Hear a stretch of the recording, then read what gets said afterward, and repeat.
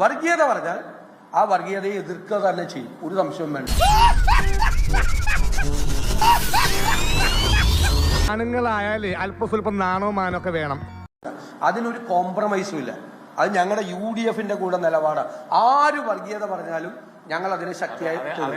ആരാ അവിടെ കിടന്ന് ബഹളം ഉണ്ടാക്കുന്നത്? ആരാണെന്നറിയില്ല, ചങ്ങളിക്കിട്ടിരിക്കുക. ഭ്രാന്താണെന്നാ തോന്നുന്നു. മതമല്ല പ്രശ്നം എന്നാണ് നിങ്ങൾ പറയുന്നത്.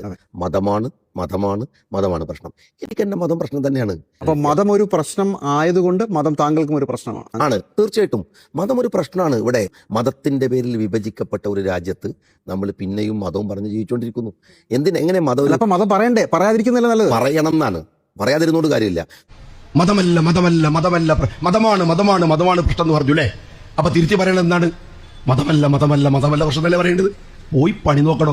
എനിക്ക് എന്റെ മതം പ്രശ്നമാണ്, അതുകൊണ്ട് ഞാനത് മാറ്റി പറയൂല. രണ്ടാമത് എന്താ പറയേണ്ടത്? ഷാജി പറഞ്ഞ അപകടം എന്താ അറിയങ്ങള്? നഷ്ടപ്പെട്ടു പോയത് തിരിച്ചു പിടിക്കും. അപ്പൊ ഷാജി എന്താ പറയേണ്ടത്? നഷ്ടപ്പെട്ടു പോയത് തിരിച്ചു പിടിക്കൂല. കൊക്കില് ജീവനുണ്ട്, തിരിച്ചു പിടിച്ചിരിക്കും. മാറ്റി പറയില്ലടോ.